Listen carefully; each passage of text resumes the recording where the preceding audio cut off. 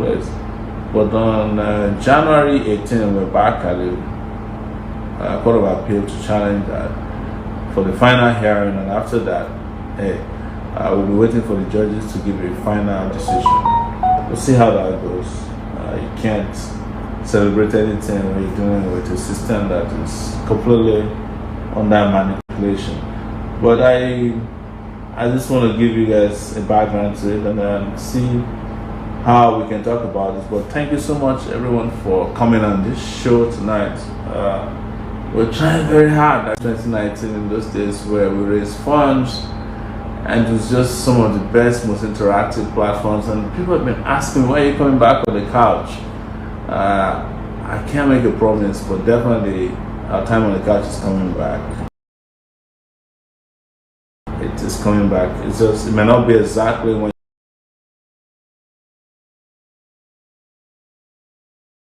you expect it, and we're going to use it for better purposes. We need to retire and send packing all these criminal elements who are trying to bring themselves back into our political space. In the course of this conversation, I think we'll talk about this interesting political developments in Nigeria. Tinubu with his no knees, corruption, baggage, wants to become your president. Not mine. You know me, I would never accept somebody who is not fit and proper to be president of a nation. That's why we are the most cowardly person that I've ever heard of. He was vice president, law professor, he was vice president of the guy who doesn't even know his level.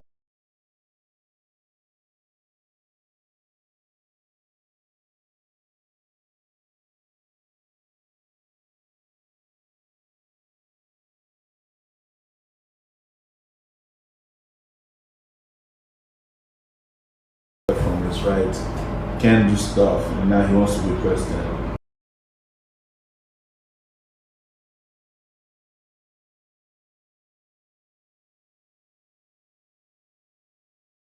On Atiku, whose only achievement in office was when he was in power. Olusegun Obasanjo. The only thing they did was ASUU went on strike, and they awarded themselves university licenses. So he owns the American, they call it ABTI. It's something American. Here is ABTI in Yola. Nothing. These guys have nothing to offer, and not completely in support of everybody for me. But I was also trying to read them directly. If I can get to my real Facebook page. Read the questions. What? I read the questions. Yeah. Okay. Somebody's going to help me read the questions. Let me see. So, can you read one? Yes. First question. There's someone who's asking, what's the status on the EAC party, and what's the road of EAC? And that's the question I see. So very interesting. The EAC party is completely under control.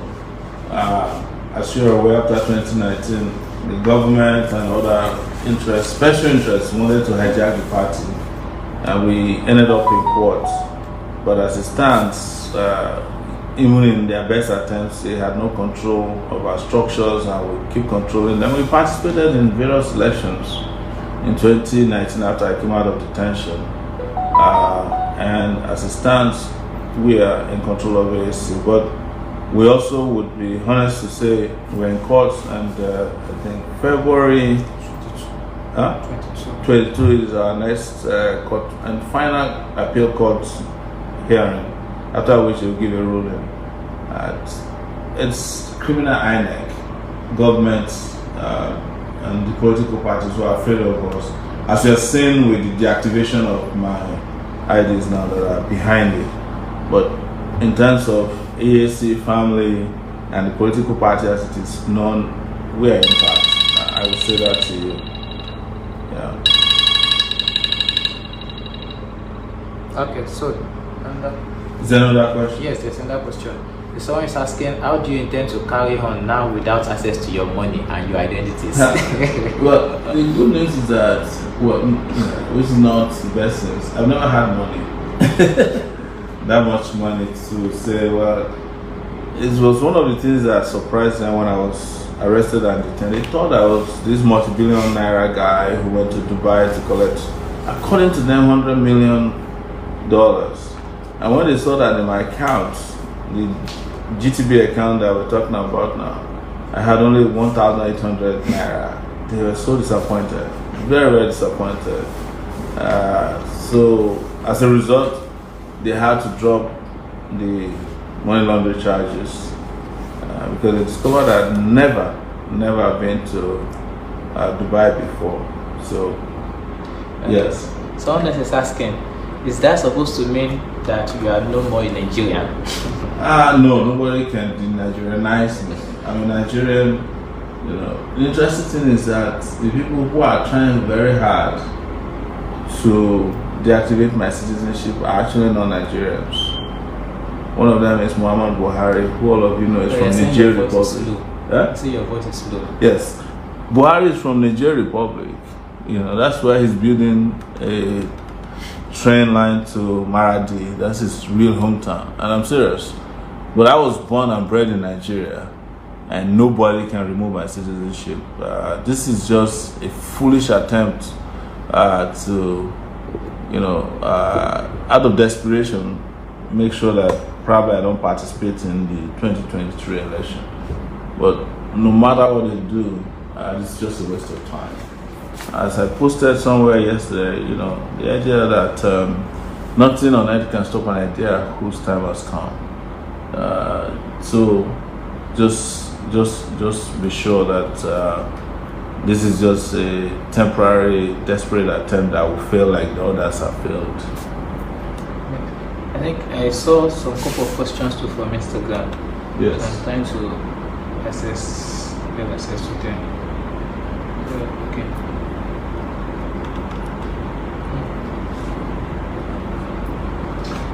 In the short while, what are you doing about your phones and your property that are still in DSS? Today when I went out, we for the first time today obtained the judgment that says they should release my phone. So the DSS will be officially served with the judgment tomorrow, and I hope that they can't hear you. Oh, sorry. I hope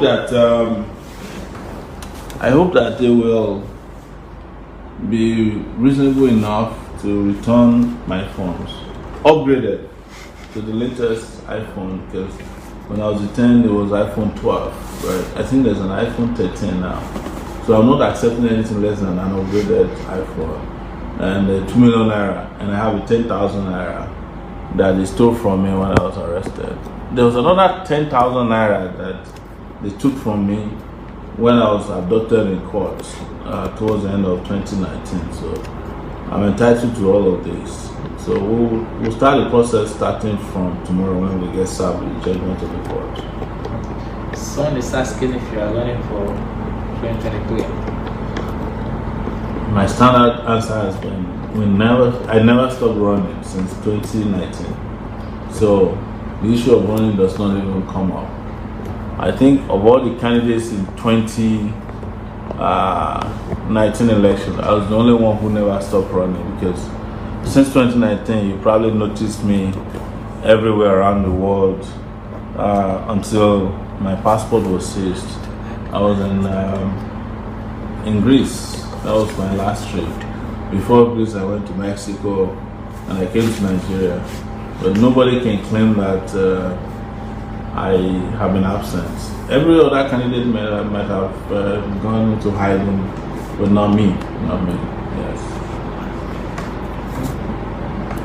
Yes. Someone has asked about 5 questions here, but 3 of them you had answered earlier. Yes. What's pending? But like choose. Someone said, what's your opinion on the general state of the Nigerian economy? And the same person is also asking, would you suggest or would AAC be merging or accommodating other young political parties to form? If there are political parties, and I want to answer that first. Okay. If there are political parties whose ideals and ideas and ideology fits into our modes remotely, we'll be glad to welcome them. In fact, in the last 2 months, I've met 2 different political parties who have reached out. I don't want to mention their names now, so I don't start putting pressure on them. And discuss how they can possibly participate in our desire to totally and completely change the way Nigeria is structured right now, is governed right now, and is led right now. And we've had people come out of the major political parties, legacy parties of APC and PDP, saying they want to join us. Well, of course, we won't just take them on the face value, because this would require that we do a background check so that we don't get infiltrated. But the major political parties have always said since 2018 and 2019 is the party of the people, and this may not have a nomenclature that you know about, but I have no doubt that everybody's tired of the 2 major legacy parties and are looking for a new platform where they can fulfill their aspirations for a better Nigeria. So, sorry. So, that's where we are. The same person is asking, what's your general state of the Nigerian economy? The Nigerian state doesn't have an economy right now. It's so sad, because an economy that is dependent on borrowing money, at interest rates that you can't even determine, is not an economy. An economy that can't pay salaries, an economy that doesn't have any capacity to generate, income or revenue, is not an economy. The Nigerian economy is practically dead, and it would take a genius to revive it, and it cannot happen with the major political parties, because the People's Democratic Party, as it's known, was the cause of where we are now before the All Progressives Congress took over in 2015, and it has just been a nosedive. I will be careful to reveal at this early stage what we'll do to revive the economy, because when we did it in 2018 and 2019, we just took our ideas and made it their own ideas. So when we tell you we want to be careful, please understand why we want to be careful. Because we really need to be careful not to, in the early stages, reveal to these thieves our ideas. They are thieves, they are plagiarists, they are willing to take away your copyright of ideas, because there are no consequences for it in the political world, and they don't have ideas of their own. So just let's be careful not to reveal too much at this point.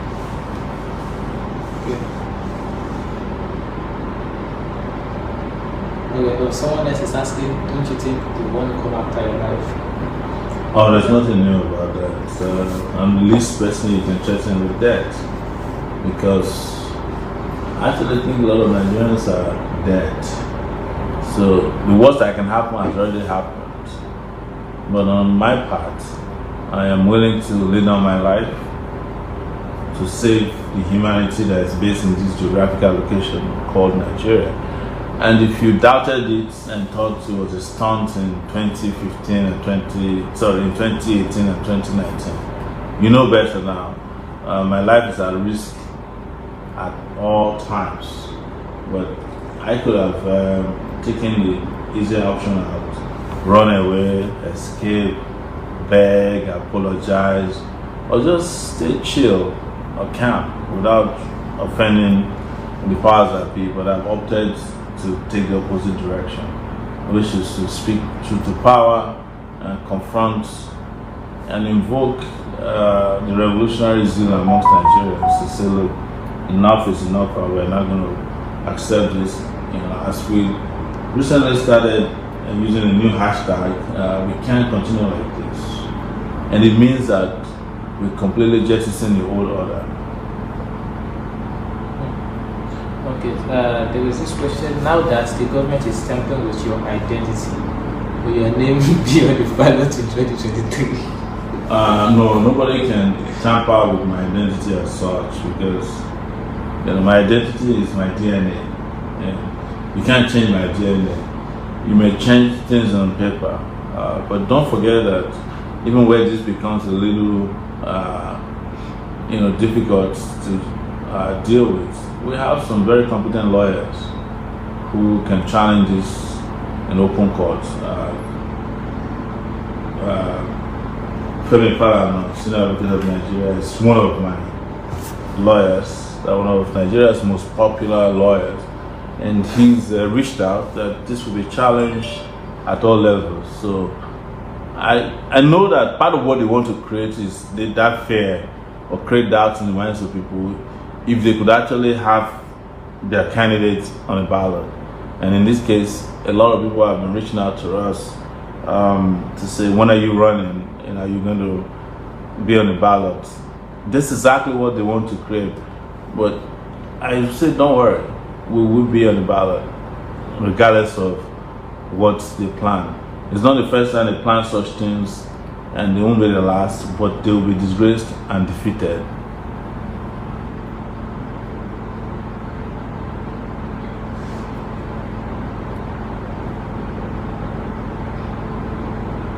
Okay, there were complaints about sound issues on Instagram. Alright, we will try to improve on sound issues on Instagram and our next broadcast as soon as we can resolve the issue. So, but you can go to Facebook. Do you have questions? Yeah, so if I may ask, what do you have to say to young people? It's 2023 now. Young people have always been talking about 2022. And 2023 we have the general election. And young people have always been about, we want this country to change, we want this country to change. So what do you have to say to young people about achieving this goal, life-changing goal? Well, I will never stop saying that one of the things that brought me back on track regarding the hope for a better future for Nigeria was that very courageous act undertaken by young people in 2020, October 2020, during NSAS. I can't forget the events that led to NSAS and how young people tried very hard to challenge power, and they were attacked, muzzled, and suppressed. But it was a moment that people actually did wake up. And as I said somewhere a few days ago, I feel like young Nigerians have tasted blood, and they will not go back again to where things used to be, especially politically. 2012 was how the Goodluck Jonathan regime lost power. For me, 2020 was how the Buhari regime, his political party, the gerontocrats, the old people, lost power in this country because they left young people of Nigeria at the mercy of killers in Nigerian army, Nigerian police, and they were able somehow to defeat that period. Not to the best of my expectation, but what I find out is that a lot of younger Nigerians have become woke and alive to this desire to really bring about revolutionary change. They're just looking for that moment, they're looking for the process, and they're looking for the personality that will make it happen. That's why we're presenting ourselves. Everything I told young people in 2018 and 2019 that some never listened to came to pass. So we are here now to fulfill that desire to see and work towards a country that is ours and that can bring about this change. I hate to use the word change that we're all aspiring towards, and I believe that it can happen. I love to see all these big, rich, so-called grassroots politicians be defeated, totally defeated in 2023. But the process must start now. Yes. Someone is asking that since the electoral system is porous in Nigeria, how do you intend to win? I have said it that I do not believe in the Electoral Commission, but I do believe in the power of Nigerians to change the objective condition by dictating at all levels how they want elections to be conducted, how they want Nigeria to be restructured, how they want Nigeria to be prosperous, how they want to bring about new leaders for Nigeria in 2023 and beyond, or even if it is possible in 2022, that is starting from now, is the reason I never stopped, because I've seen it, that elections by themselves cannot change society. It has to be a deliberate process by those who are aspiring towards change to make it happen. So I'm not completely relying on just going for elections in 2023. That's why I'm able to speak differently from those who rehash and repeat, oh, we want election, vote for us. No. We are going to vote with our thumb and feet and our head in 2023. So those who are planning to change or use the electoral process against us must be prepared for the worst that they bring upon themselves. So another person is also asking, I guess it's the same person. The person is asking if you still run alongside your previous running mate. We haven't reached that point, and when we do, we'll keep informing people. I think in 2018, those who followed our campaign very diligently will understand that it was a gradual process, but we kept everybody informed, including democratically ensuring that they have a voice in who was chosen as VP. And when we presented the VP in 2018 and 2019, everybody was impressed. And even when we eventually appeared on national TV, everybody was like, this is the combination we've been looking for. And I'll guarantee you that will be the same situation in 2023. We're starting from now. So, for me, there's this issue there's this thing Someone's actually asking if your phone has been released by the DSS. No, it hasn't been released. They will serve the judgment tomorrow, we guarantee you that. And we'll give them time to release the phones. But let it be clear that whatever phones they are releasing must be upgraded to the current, because that's the only acceptable thing. And they must pay us 2 million naira. And also the 10,000 naira and another 10,000 naira they stole from me twice. Another person is asking, is a court order not needed for such action on your citizenship? Well, we are considering all options, and I said Femi Fano, who is my lawyer, is considering all kinds of options. So we'll keep you updated. I think we have a letter of action already in place asking for them to reactivate these IDs, and if they don't within 7 days, they will face both legal and possible mass action. So another question from Mr. Gan: are you open to multi-ethnic and multi-ideal alliances with other political actors? I'm glad they use the word political actors, but two actors you can never see me in bed with are the APCs and the PDPs of this world. That I will never engage in.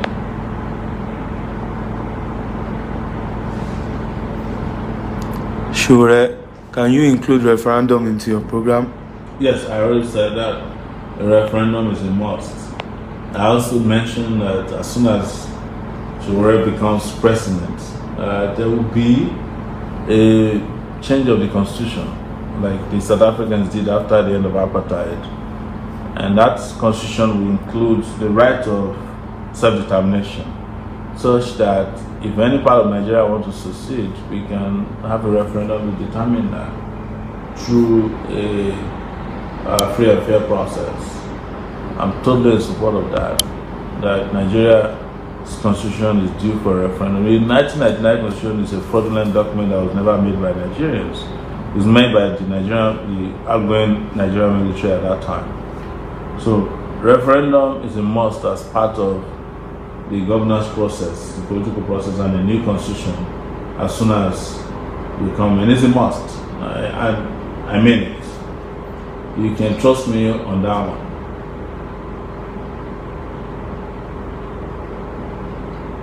If there's any other question, please let me know. Well, having said that, I'm sure a lot of you are watching. I'm sorry that on Instagram you're not hearing me loud and clear enough. So we will fix that for next time, because I know a lot of fans are out there on Instagram, on Facebook. And next time we will also add a live stream on Twitter as part of this process of reaching out to Nigerians. There's no rocket science in all of this, as you guys know. We have been around dealing with the Buhari regime for some 6 years now, and we have been able to prove that a dictatorship, a despot, can be disappointed, can be disgraced, and decimated. You know, they are reeling in pains now. They banned Twitter, they had to unban Twitter. They have had to take back a lot of things that they initially thought they could get away with. And it's because we stood our ground here. And I'm glad that I was privileged to be part of it, you know, part of this whole process in Nigeria, from the city of Abuja, where typically nobody even had the right to move around and challenge those in power. And I'm not afraid. I've said this so many times. It's not something I say to impress anybody. You know, it's not a cliche, that I'm willing, if necessary, to lay down my life for my beliefs. And I think all of us should have that motive. We should have that attitude towards fighting dictatorship and bad governance. And we will rise up one day, you know, and take classes, you know, to honor our resilience against one of the most despicable regimes Nigeria or any country could have had, which is the Buhari regime, you know. So please, guys, get ready. What I want to tell you, because I see this a lot of times. I think a lot of people are tired, a lot of people are complacent, and a lot of people are scared. There's no reason to be scared. There's no reason to be scared. Had we not all been scared or too scared, we would have defeated the Buhari regime as far back as maybe 3 or 4 years ago. Maybe we never even had a second time. But people are just too scared. And there are people who are not scared, or who are scared to transform or transport their fears, you know, masqueraded as intellectualism, you know, on these social media platforms, by always giving excuses why things are not the way they should be. We're used to them, but it is time for all of us to check ourselves, all of you to check yourself, you, and say, look, to hell with fear. They can't kill everybody, you know, and the more people you have who are challenging them, you weaken, you know, the regime. And the regime that is weakened is in the interest of justice, in the interest of peace, it's in the interest of development and prosperity for Nigeria. No regime in my lifetime had been as wicked as this. In fact, it would be an oxymoron to call this a democratically elected government, going by what they have done and what they're about to do to you. You know the situation with insecurity. As I'm speaking with you, probably there'll be, since we started this live show, they probably killed up to 50 people in Zamfara, in Katsina, and other places across Nigeria. 2 governors came out today and said, contrary to the lies they've been telling to the people, 2 local governments and several local governments are under the control of Boko Haram and bandits. And I think there was a governor of Zamfara and that of Borno who has said that, contrary also to what Buhari has been telling the public, because the man is a liar, that ISWAP and bandits have become even more active than they've ever been since the insurrection of Boko Haram started in 2009. So that's where we are. If you want to continue like this, I don't know what will be left in the next 17 months, because Buhari is totally not in charge. The only thing he's in charge of is just waking up in the morning, he wants to travel, they want to borrow money, and they borrowed Nigeria back to the Stone Age. It's just so sad, and I feel sad, and I'm heartbroken that I'm sitting here and I'm trying to explain to people that this is something that we should never have to deal with in our future and the future of our children. But here we are. We have to keep speaking to these things until we get our country totally liberated. This is like having a second independence all over again, but this time around, it's an independence from our own local colonial masters. Black people like us. These are not British colonialists or some European colonialists. These are our own local colonialists. So. Okay, there is a question saying, how are you coping with being away from your family for over 2 years now? The answer I have is, think of it. Think of Mandela in 27 years, in which he only received letters from his family. Think about, I shared detention with Dasuki, who was in detention for 5 years. You know about Ezakizaki. So I should be grateful that I'm actually physically out there, because they could have kept me in detention incommunicado that they did for 5 months. And family would not even come to, they don't even allow me to receive letters. A lot of Amnesty International activists wrote me letters. They were collecting letters and cards and burning them so that I will not feel that I have any kind of support. So it is hard, there's no question about it. This is not something that is easy on anybody. But at least with the help of technology, I'm able to reach family on a regular basis, talk to them. But it's just that physical touch that's missing. And I'm sure that will be reinstated as soon as possible. But you think also about people who are internally displaced, who don't even know where their families are as we speak. In Zamfara, in Katsina, in Kaduna, in Borno State, in Yobe State. So all of us are afflicted with the Buhari regime. It depends on how it touches you. In my own case, it's touching me by way of deprivation, decitizenization, torture, deployment of non-state actors to attack me physically on the streets, breaking my car glass windows and all that. But there are people who have been through worse things. There are people who are with their families whose lives are equally as uncertain as mine.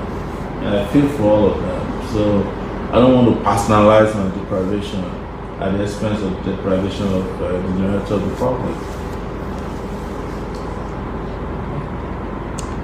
So I think that people cannot. How can they mobilize and get women involved in politics?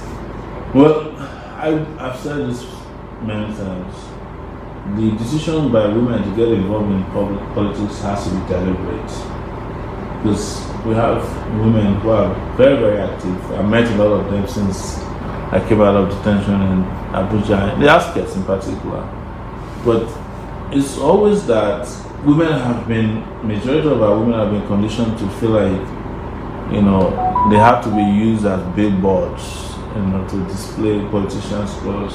So whenever they go and make t-shirts, they go and make wrapper, they put it on women. But it's women that are actually most active. They are the most politically conscious. They are the easiest to mobilize, and they are the better gender to mobilize people. Because they are well connected in society. And I wonder when women can have that process of rethink, say, look, maybe it's the time to actually take reins of power. Because I believe if all women in Nigeria were to unite today, a woman can become the president of Nigeria in a free and fair election without making that much effort. So it's up to you, women. Don't play second fiddle, and if you don't, you have the most power, and I hope you deploy it.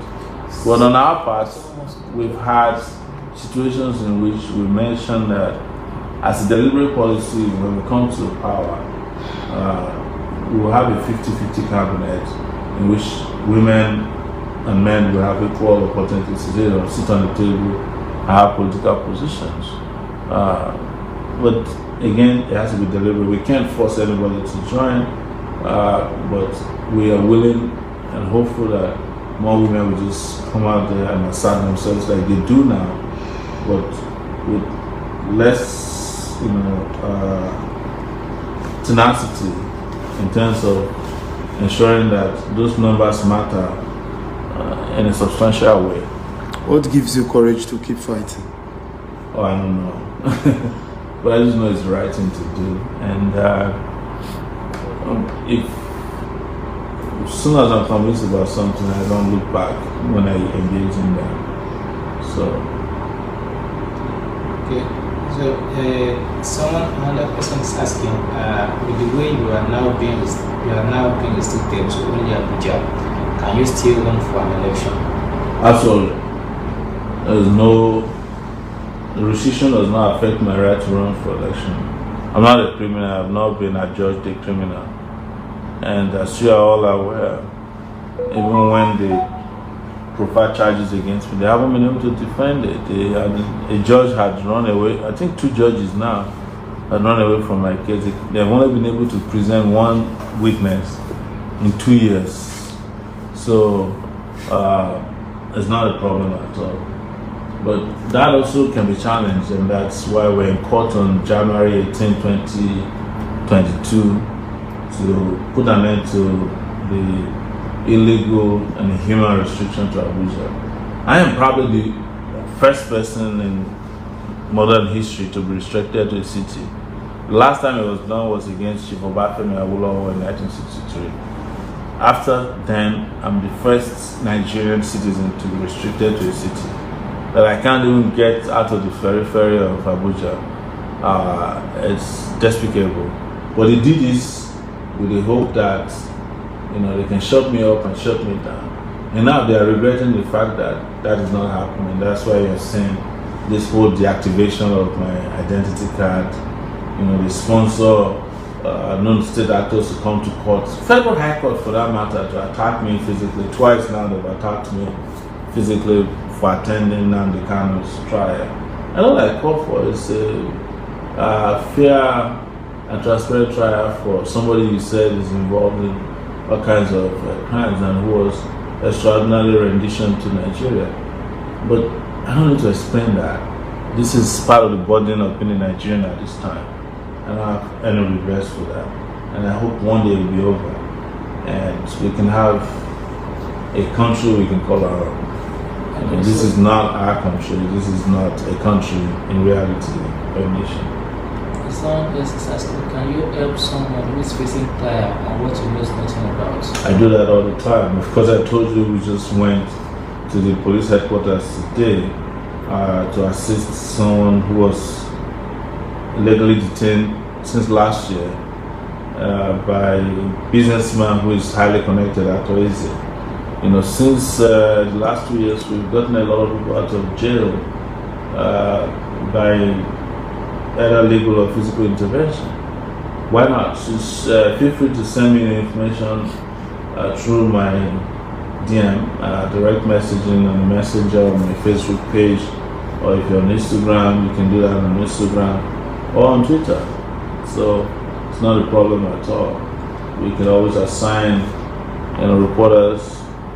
We make this available to reporters and also lawyers who have been assisting in getting this kind of cases exposed and resolved. Yes, there's this two. Why do you find it difficult to work with youth of Nigeria? I never found it difficult to work with youth of Nigeria. In fact, most of my friends, associates, are people who are way younger than I am. So, no, that's not correct. I cannot speak for youths who work for the very corrupt and deranged system, but I've never had a problem with young people. I've been there. I don't consider myself as a youth anymore because I'm 50.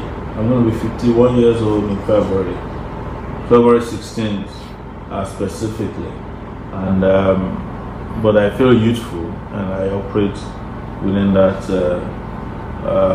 horizon. Okay. What's your plan for Nnamdi Kanu agenda if you become president? You know, I think of all the people who are going to be, who you could refer to as people aspiring for a better Nigeria, including people from the southeast. I'm the closest to Nnamdi Kanu. I've worked with him the most, I understand him the best, and I've carried his case on my sleeves, on my shoulders, as if he was my blood brother. So nobody knows Nnamdi Kanu more than I do. Nobody understands perhaps the Biafran struggle more than I do. And it's part of why I suffer today, is because I've identified with it. Yeah? Okay, the volume is low again. Is that the same thing with Facebook? Yes. The mouthpiece of this one is faulty. Okay. We'll try and fix all of this in our next. Can you create a new image or an image of a new Nigeria that, you know, all of us will be proud to call ours? Well, I've always represented that, but maybe within a model of, you know, and we've been talking about it's like, you know, where we can have a contrast between the old Nigeria, the Nigeria Jaga Jaga we have now, and the Nigeria that is possible. So we'll be working on that and making that available, both by way of text, videos, and other means of presentation. But I don't think it's difficult to consider, considering that I'm someone who is widely traveled and seen how things work in other parts of the world. And I'm very convinced that I can make things work here. It's not just a conviction, it's a promise. You know, and it's just not a fake promise like you're used to. It's something I would say, look, if I tell you I'm going to make certain things happen and they don't happen in 2 years, I'll resign as president. Yes. All right, I think maybe it's in the interest of our tech team to take a break and resume when we fix the tech problems on our platform.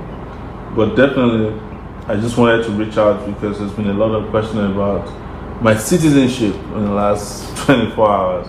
And I think it's interesting and important to reassure people that I am still a citizen of Nigeria. This is just a temporary, desperate effort by the Muhammadu Buhari regime and their minions to make me look like I'm not a Nigerian, but I am. It was deliberate on my part never to seek the citizenship of another country, because this is where I was born and this is how I would prefer to live and die in Nigeria. Alright, so on that note, ladies and gentlemen, thank you so much for coming to this brief conversation on the couch. Like I said, we're working to ensure that this becomes a regular occurrence, in that we have constant conversation, interaction, and interface with those of you who have followed over these years. It would have been my pleasure to open Facebook and Instagram, and as we usually do, personally thank a lot of you, but that's coming up soon, because I know our friends and fans, old and new, returning, and those who have just come. I would like to, one of these days, just dedicate and devote a whole broadcast to just greeting you, because you have been standing with us for a long time now. We appreciate that. But in the meantime, just thank you so much. We will be back in a minute. We will be back bigger and stronger. So on that note, let me just say good night from Abuja, Nigeria, until we see you again. Don't forget, if you are in Nigeria, Nnamdi Kanu's trial is January 18th and 19th. I was in court the last time, those are the dates fixed by the judge. We also, on our part, have a court of appeal hearing on the 18th, which is to discard the onerous bail conditions imposed on my person. So those days, please come out. I need to say to our Biafran brothers who are very active on these social media platforms, you're wasting your time if you're relying on all those old men who go to beg Buhari for Kanu's release. Buhari doesn't understand the kind of language they speak. The language he understands is the language you speak, and you know the language. So if all of us could be at the Federal High Court on the 18th and 19th in large numbers, you might get Kanu back on the 20th. I can bet and guarantee you this. But if you are sending traditional rulers, religious leaders, and all these tired old people from the East who don't really believe in the struggle you're fighting, just pretending, and some of them are doing it to save their heads, well, I wish you luck. But let's continue to talk, interact, offline and online. I'll be available as soon as I'm alive. And I just want to say, revolution. No. Thank you. Good night.